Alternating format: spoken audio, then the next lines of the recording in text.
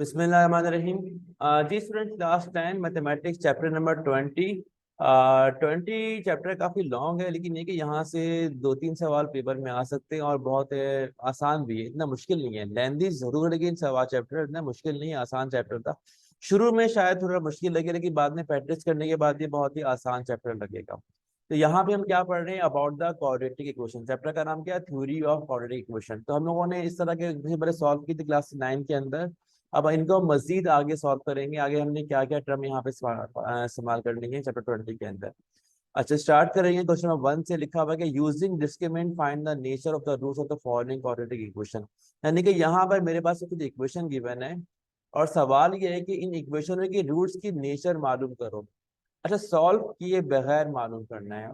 Mostly क्या होता है कि जब भी मैं किसी भी इक्वेशन को सॉल्व करता हूँ तो हमारे पास ये सेकंड ऑर्डर की इक्वेशन है, और आमतौर पर अगर कोई भी इक्वेशन सेकंड ऑर्डर की तो सॉल्व करने में हमेशा दो आंसर आएंगे। तो यहाँ पे आंसर को हमने रूट्स कहा है, तो roots are the answer of the quadratic equation. तो वो आंसर जो है ना, वो they can be different numbers, क्या पता वो रियल नंबर हो, क्या पता वो कॉम्प्लेक्स नंबर हो, क्या पता वो रैशनल नंबर हो। तो ये आंसर की नेचर है कि वो आंसर किस तरह का है। थोड़ा देख लेते हैं। फर्ज करें कि मेरे पास कोई भी क्वाड्रेटिक इक्वेशन गिवन है, ठीक है।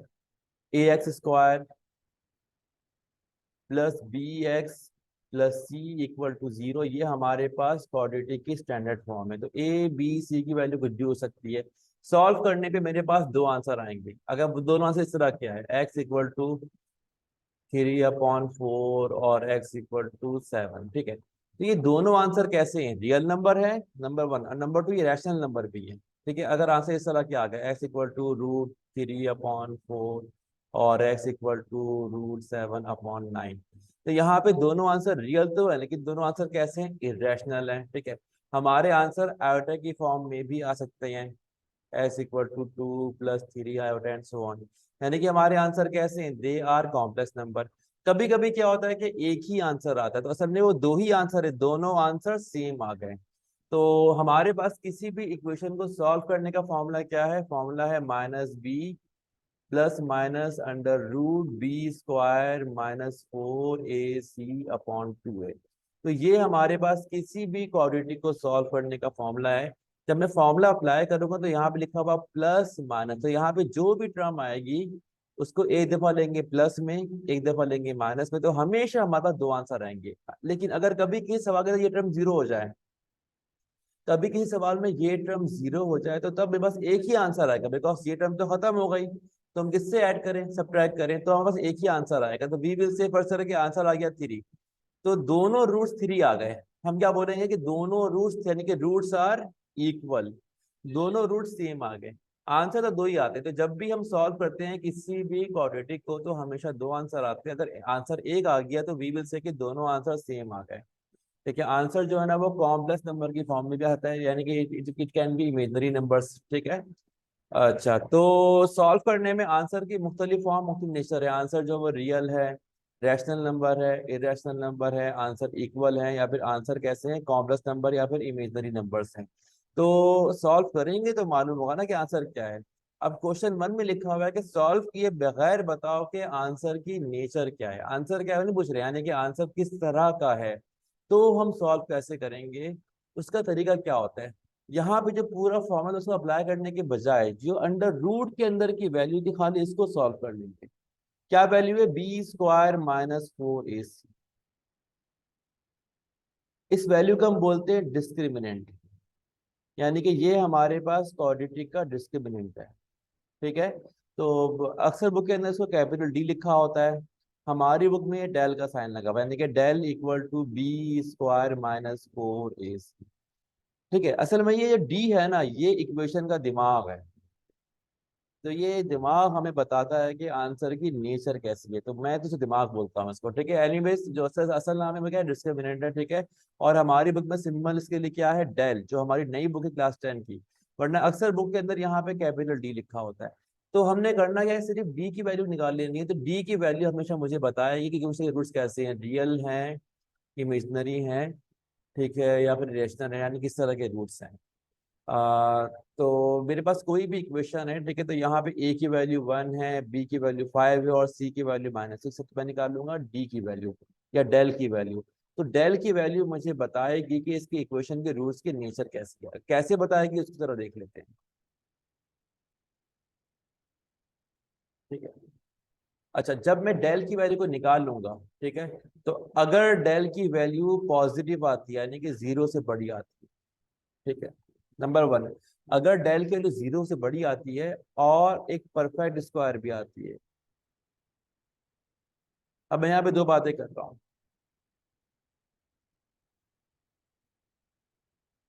अगर हमारे पास डेल की वैल्यू जीरो से बड़ी है और परफेक्ट स्क्वायर भी है, इसका मतलब है कि रूट्स कैसे हैं, रियल हैं, अनइक्वल है, यानी कि दो अलग अलग आंसर हैं, और रैशनल भी हैं, यानी कि रूट्स कैसे हैं, रियल हैं, अनइक्वल हैं और रैशनल हैं। ठीक है, मतलब है कि वैल्यू 25 आ गई, 9 आ गए, 64 आ गए, तो these are the perfect square. ठीक है, 8 is not a perfect square. ठीक है, दूसरी बात, अगर डेल की वैल्यू जीरो से बड़ी आती है और एक परफेक्ट स्क्वायर नहीं है, and not a perfect square, तो हमारे पास रूट्स रियल तो होंगे, अनइक्वल भी होंगे, लेकिन वो इरेशनल होंगे, यानी कि हमारा आंसर जो है ना वो रेडिकल फॉर्म में आएगा, स्क्वायर रूट की फॉर्म के अंदर, अगर वो परफेक्ट स्क्वायर नहीं है। तो रूट्स कैसे हो जाएंगे हमारे पास, रियल, अनइक्वल एंड इरेशनल। ठीक है, ये हमारा पहला केस हो गया, ये हमारा दूसरा केस हो गया। तीसरा, अगर डेल की वैल्यू जीरो के बराबर आ जाएगी, ठीक है, इसका मतलब क्या हुआ कि जो हमारे पास क्वाड्रेटिक इक्वेशन थी, minus b plus minus under root b square minus 4ac/2a, तो इसका ये फैक्टर जीरो हो गया, तो ये फैक्टर जीरो होगा तो बस एक ही आंसर आएगा। ठीक है, तो देन वी विल से कि रूट्स कैसे हैं, रियल, इक्वल, यानी कि एक ही आंसर आएगा, उसी को बोले कि दोनों आंसर यही है। ठीक है, रियल एंड इक्वल। ठीक है, और वो लाजमी रैशनल भी होगा, रियल, इक्वल एंड रैशनल, क्योंकि रेडिकल साइन तो वैसे ही खत्म हो गया।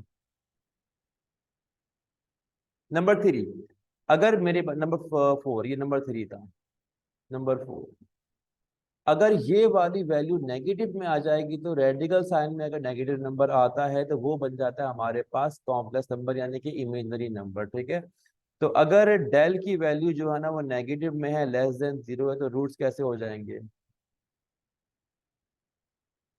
इमेजिनरी। ठीक है, और अनइक्वल तो होंगे ही। ठीक है, इमेजिनरी एंड अनइक्वल। ठीक है, अब यहाँ पे हम लोगों ने मजीद डिफाइन है कि दे कैन बी रैशनल और नॉट। ठीक है, तो यहीं तक ही हम लोगों ने, हमारे पास कुछ जो क्वेश्चन आगे बाबा हाल जहाँ लेस देन जीरो आगे तो कैसे इमेजिनरी और अनइक्वल है। ठीक है, they can be rational and non rational as well. ठीक है, लेकिन यहाँ पे हम लोगों ने यहाँ से कवर करना है, यानी कि वो चार केस थे। तो किसी भी इक्वेशन की अगर मुझे रूट्स की नेचर मालूम करनी है, find the value of del, और अगर ये डेल की वैल्यू जीरो से बड़ी है तो रूट्स कैसे, रियल अनइक्वल है, और अगर परफेक्ट इसका तो रैशनल भी है, नहीं है तो वो इरेशनल है। अगर डेल जीरो के बराबर तो रूट्स कैसे, रियल और इक्वल है, और अगर डेल लेस देन जीरो है, नेगेटिव में, तो रूट्स कैसे, इमेजिनरी और अनइक्वल है। अब जरा हम क्वेश्चंस को सॉल्व करते हैं।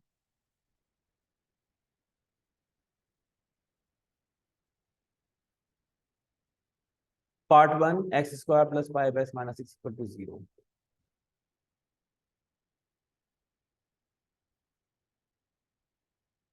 अब मुझे इक्वेशन को सॉल्व नहीं करना है, सॉल्व किए बगैर मुझे रूट्स की नेचर मालूम करना है। ठीक है, तो सबसे पहले मैं डिफाइन करूंगा वेरिएबल्स। तो यहाँ पर हमारे पास ए कितना है, 1 है, बी कितना है, 5 है, और सी कितना है, -6 है। ठीक है, अब मैं निकालूंगा डिस्क्रिमिनेंट, जिसका फॉर्मूला क्या है, बी स्क्वायर माइनस 4ac। ठीक है, तो बी हमारा कितना, 5, तो 5 का स्क्वायर -4ac, ए कितना है, 1, और सी कितना है, -6, तो कितना आ जाएगा, 5 का स्क्वायर 25, और 6 4 द 24, 25 प्लस 24, तो हमारे पास डिस्क्रिमिनेंट की वैल्यू कितनी आ गई, 49 आ गई। ठीक है, अब ये वैल्यू जीरो से बड़ी है और परफेक्ट स्क्वायर भी है। ठीक है, तो since del is greater than zero and a perfect square, ये दोनों बातें हैं। देयरफॉर इसीलिए रूट्स कैसे हैं? Number one, roots are real हैं, ठीक है। अनइक्वल है कि दो अलग अलग आंसर आएंगे, और रैशनल भी है। और कैसे हैं? रैशनल है, ठीक है। अब हम पार्ट टू सॉल्व करते हैं। X square equal to 6। Equation हमारे पास एक्स स्क्वायर इक्वल टू 6। 6 को मैं अंदर ले लूंगा तो क्या बन जाएगा? X square minus 6 equal to 0। तो ये भी क्वाड्रेटिक है। असल में हर सेकेंड ऑर्डर की इक्वेशन होती है क्वाड्रेटिक इक्वेशन, लेकिन यहाँ पे एक्स वाली टर्म मिसिंग है। तो हमारे वेरिएबल क्या बन जाएंगे? ए इक्वल टू 1, बी यहाँ पर 0 है, और सी कितना है? -6 है, ठीक है। डेल निकालेंगे। डेल का फॉर्मूला क्या है हमारे पास? डेल क्या है? डिस्क्रिमिनेंट है।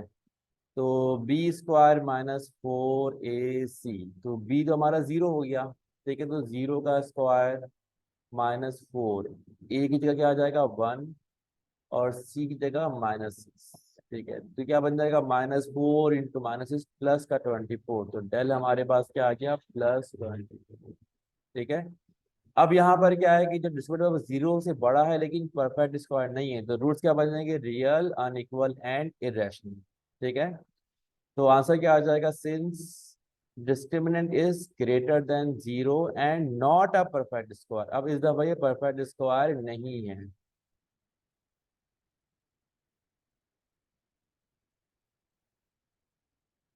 देयरफॉर इसीलिए रूट्स कैसे हैं?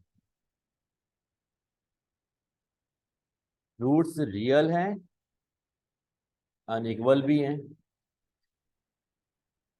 ठीक है, और इरेशनल है। यानी कि हमारे पास आंसर जो है वो स्क्वायर रूट की फॉर्म के अंदर आएगा, ठीक है। तो जब तक डेल की वैल्यू 0 के बराबर ना हो, रूट्स हमेशा अनइक्वल, यानी कि दो अलग आंसर ही आएंगे, एंड इरेशनल। तो ये हमारा क्वेश्चन नंबर 2 था। आगे बढ़ते हैं। Question number 3। 2x² plus 8 equal to 6x।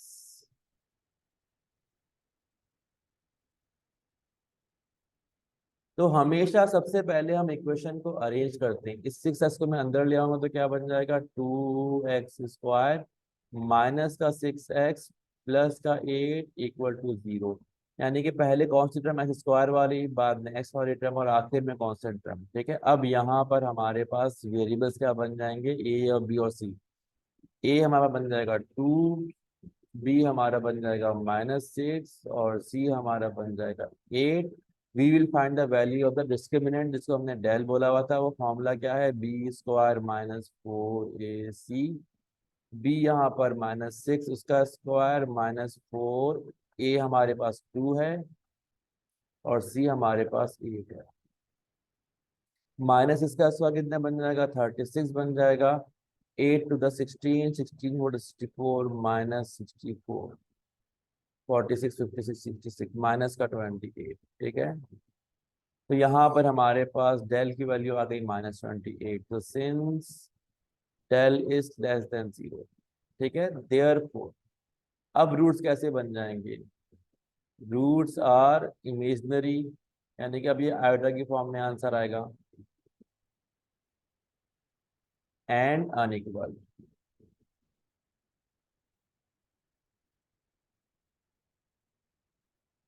अच्छा, question number 4। 1 + 6x + 9x² equal to 0। तो मैं इक्वेशन को साथ साथ अरेंज करके लिख रहा हूँ। पहले स्क्वायर वाली टर्म, ठीक है, उसके बाद एक्स वाली टर्म, और बाद में कांस्टेंट। 9² + 6x + 1 और इक्वल टू के बाद 0। तो ये हमारे पास स्टैंडर्ड क्वाड्रेटिक फॉर्म के अंदर आ गया। अब यहाँ पर हम डिफाइन करेंगे कोफिशिएंट की वैल्यूज को। तो हमारे जो वेरिएबल्स थे, ए कितना है हमारे पास? 9 है, बी हमारे पास कितना है? 6 है, और सी हमारे पास कितना है? 1 है, ठीक है। अप्लाई करेंगे फॉर्मूला डिस्क्रिमिनेंट का। डिस्क्रिमिनेंट यानी कि del it is equal to b² -4ac। B कितना हमारे पास? 6 है, तो 6 का स्क्वायर -4। ए हमारे पास 9 है, सी हमारे पास 1 है। अप्लाई द फॉर्मूला, 6 का स्क्वायर कितना हो गया 36 -9 4 द 36। अब यहाँ पे हमारे पास डिस्क्रिमिनेंट 0 आ गया। What we will write, since discriminant is 0 therefore, अब रूट्स कैसे हो जाएंगे, रियल इक्वल, ठीक है। और अगर वैल्यू 0 के बराबर, तो रूट्स जो है ना वो हर हाल में रैशनली होंगे, यानी कि रूट्स के अंदर हमारे पास कहीं भी रेडिकल साइन नहीं आएगा, वो पूरी टर्म ही 0 हो गई ना, ठीक है। अब हम सॉल्व करेंगे question number 5। 24x² + 12x + 36। 24x² + 12x + 36 = 0। अच्छा देखिए, मैं अभी इसको डायरेक्टली सॉल्व कर सकता हूँ, लेकिन अगर मेरे पास किसी भी इक्वेशन में तीनों टर्म में कोई भी कांस्टेंट टर्म कॉमन हो, तो उसे हम कॉमन लेके डिवाइड कर देंगे 0, तो इक्वेशन जो है ना वो थोड़ी शॉर्ट हो जाएगी, सिंपलीफाई हो जाएगी, तो सॉल्व करना आसान हो जाएगा। तो यहाँ पे तीनों टर्म में 12 कॉमन है, अंदर क्या बच जाएगा, 2x² + x + 3, this will be equal to 0।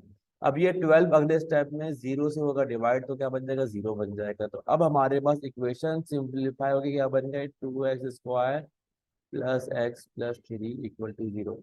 हम चाहें तो इसको भी सॉल्व कर सकते हैं, यानी कि A24, B12 और C36, तब भी आंसर वही आएगा, लेकिन ये सॉल्व करना ज्यादा आसान हो जाएगा।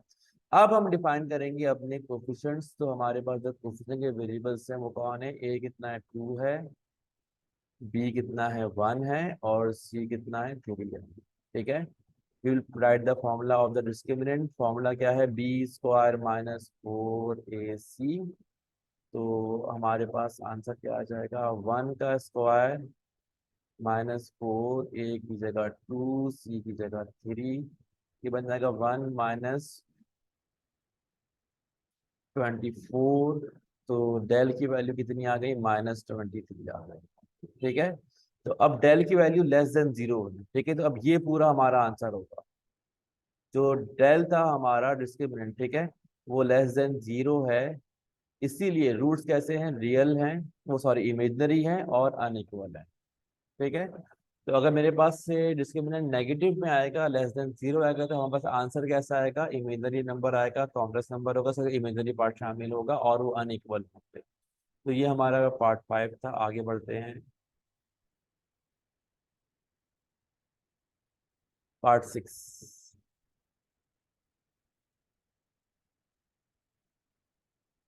x = x² + 1। इक्वेशन क्या है, x = x² + 1, ठीक है। तो सबसे पहले से अरेंज करेंगे, इस x को मैं शिफ्ट कर दूंगा राइट साइड में, तो यहाँ पे आ जाएगा 0 = x², ये माइनस का x प्लस का y, ऐसे रिवर्स कर देंगे तो क्या बन जाएगा, x² - x + 1 = 0। तो जब भी हम इक्वेशन को अरेंज करेंगे तो first term should be positive, ठीक है। तो इसको यहाँ पे लेके नहीं आएंगे, ये नेगेटिव बन जाएगा। सो वैसे भी लगेगा कि हमारा स्टैंडर्ड ये है कि first term should always be positive. तो ये हमारे पास आ गई स्टैंडर्ड क्वाड्रेटिक फॉर्म, x² की टर्म, s की टर्म, कांस्टेंट की टर्म = 0। अब यहाँ पे डिफाइन कर देंगे वेरिएबल्स। तो यहाँ पर a कितना है, 1 है, b कितना है, -1, और c कितना है, 1 है। We will write the formula of the discriminant. Formula क्या हमारे पास, b² - 4a × c। b कितना है हमारे पास, -1 का स्क्वायर, -4, a की जगह 1, सी की जगह 1, ये बन जाएगा 1 -4, डेल की वैल्यू कितनी आ जाएगी, -3 आ जाएगी। अब क्योंकि डिस्क्रिमिनेंट जो है वो <0 है, therefore roots are imaginary and unequal, ये हमारे पास रूट्स की नेचर होगी, यहाँ पे मेंशन कर देंगे। अब मैं सॉल्व कर रहा हूँ पार्ट 7। पार्ट 7 हमारे पास क्या है, 3x² + 6 = 5x। 3x² + 6 = 5x। सबसे पहले इक्वेशन को अरेंज करेंगे, अगर वो स्टैंडर्ड क्वाड्रेटिक फॉर्म में नहीं है तो ये 3x², 5x को मैं अंदर डालूंगा, लेफ्ट साइड में आके बन जाएगा माइनस का 5x, और इन दोनों के बीच में आएगा प्लस का 6 = 0, ताकि सबसे फर्स्ट टर्म कौन सी हो, x² वाली हो, नेक्स्ट टर्म x वाली हो, और थर्ड टर्म कांस्टेंट वाली हो, = 0। अब हम डिफाइन कर देंगे अपने कोफिशिएंट्स जो हमारे वेरिएबल्स a, b और c है। तो a की वैल्यू कितनी आ जाएगी, यहाँ पर 3 आ जाएगी, b की वैल्यू -5, और c की वैल्यू कितनी आ जाएगी, 6 आ जाएगी। अप्लाई कर देंगे फॉर्मूला डिस्क्रिमिनेंट का। फॉर्मूला हमारे पास है b² - 4ac। तो b हमारे पास कितना है, -5, -5 का स्क्वायर -4, a की जगह 3 और c की जगह 6। लेट्स सी क्या आंसर आता है, 25 माइनस 12 6 72। सही है।